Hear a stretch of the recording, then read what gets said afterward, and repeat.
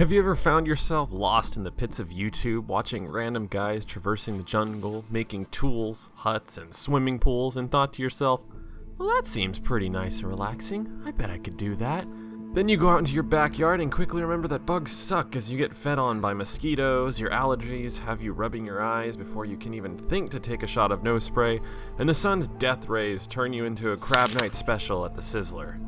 Well, worry no more, because Green Hell makes that terrible undertaking into an experience you can enjoy from the safety of your Dorito dungeon as you mainline your 5th bottle of game fuel. The survival genre of games is one that has been growing in popularity in recent years, whether it be the brick-building bonanza that is Minecraft, the proverbial Fight Club streets of Rust, or the many other games that have come and gone. Green Hell takes those ideas and fleshes them out into the most hardcore presentation I've personally seen for the genre.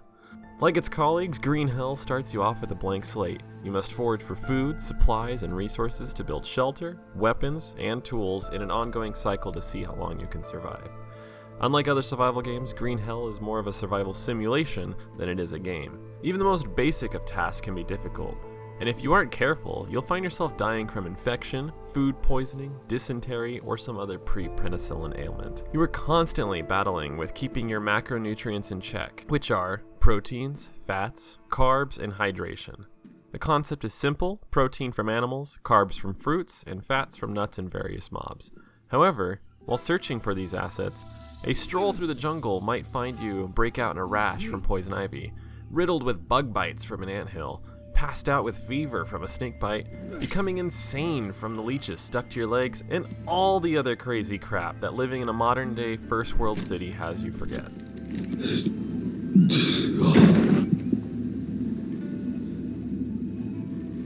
The name Green Hell is a very fitting name, as this place is not to be confused with the gentle jazz of Green Hill Zone from Sonic, with its cute bunnies, bright colored loops, and easygoing level structure. No, Green Hill is like, what's that?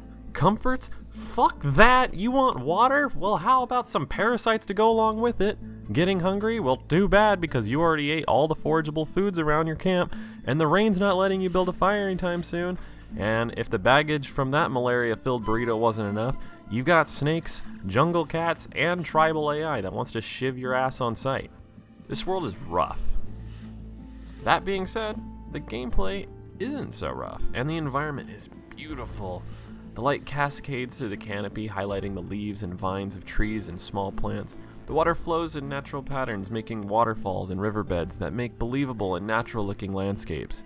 Throughout my play sessions, I encountered very few hang-ups and oddities, with nothing really standing out in terms of the gameplay issues, except for this one time, I had pulled some long sticks out of my holding pin, and half of them suddenly vanished as I tried to build another feature to my camp. Mind you, this was the only glitch that I actually noticed in my play session, so overall, I'd say that the quality control is top tier. Gameplay-wise, you have two options, a story mode and a survival mode. In story mode, you're starting out on an expedition with your wife as you and her are studying the local native populations of the Amazon. Things go south pretty quickly, and you're stuck trying to remember what happened and survive while advancing through its various plot points. Whereas survival mode is your more traditional game type that you'll find yourself spawning in a random location on the map and braving the worst the jungle has to offer. You might start in an easy area filled with forageable goods and resources, or you might find yourself eye to eye with a wandering group of natives. There's really nothing you can do but be ready for the worst. Luckily though, there is the difficulty setting. I'd recommend playing the easy survival mode before even touching the story, so that way you can get a feel for how things are supposed to be done. There you can map out how to build certain tools, weapons, and learn which items are the best to keep tabs on, all while being free from hostile mobs, and having a much slower macros depletion. Then, once you've gotten the hang of things, you can gradually up the ante and really dig into the hardcore modes, where the full experience I outlined earlier comes into play. To sum this video up, Green Hell is an awesome experience. It offers hardcore survival elements that I've personally been wanting for a long time in a game. It looks and runs great, and it offers a good variety of modes to really choose how you want to play. And also, you get to see different things that maybe you wouldn't get a chance to play in the true settings. If I had one complaint, it would be that the game only features a single world with random spawns and not a procedurally generated map that you can have a fresh experience every time. I feel that a procedural map would make this a game that can be played for years on end, rather than a fun experience that you run through until you've memorized all the cliffs, camps, and main features. Regardless of this issue, it's still a great experience, and I highly recommend it for anyone with an interest in survival games or hardcore simulations. This has been Connor from UberCrit. Thanks for watching. Have a good one.